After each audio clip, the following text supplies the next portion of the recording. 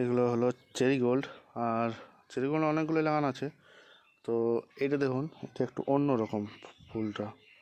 এই যে পাতাটা দেখুন অনেকটা আলাদা, আর এইটা আলাদা, দুটোই আলাদা, কালারটা একই বাট ফুলটা একটু আলাদা। এই যেমন এটা চাপ, এটা কিন্তু চাপ নয়, এটা একটু খোলা খোলা পাপড়িগুলো, আর এইগুলো একটু চাপ চাপ। দেখতে খুব ভালোই লাগছে।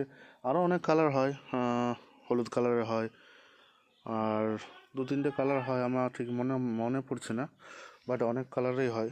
তো আমার কাছে জাস্ট এইটাই লাগানো আছে। এটা দুটো ভ্যারাইটি আছে, একটা এরকম চাপ চাপ হয়, আর একটা আছে এইরকম পাপড়িটা একটু কম আর একটু খোলা খোলা। তো এগুলো বড় বছরের জন্য বীজ রাখবো, আর নার্সারি করব, নিজেই নার্সারি করব। বীজ থেকে চারা উৎপাদন করে তারপর আবার লাগাবো, এবং যদি বেশি হয়ে যায় তাহলে সবাইকে দিয়ে দেবো।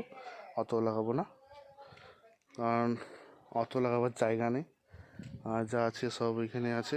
যে ব্রোকলি এখানে খাওয়া হয়ে গেছে, এগুলো সব আস্তে আস্তে পুরো খাওয়া হবে। এই যে ফুলকপিগুলো শেষ, এটা একটি আছে, বাকি বাঁধাকপিগুলো এই যে মানছে, আর হলেই তারপর খাবো। তো আপাতত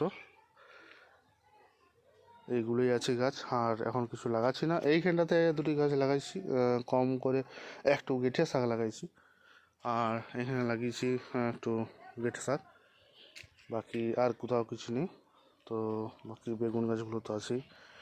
তো এই পর্যন্ত। যদি ভিডিওটা ভালো লাগে অবশ্যই লাইক করবেন। দেখা হচ্ছে পরের ভিডিওতে। ভালো থাকবেন, সুস্থ থাকবেন।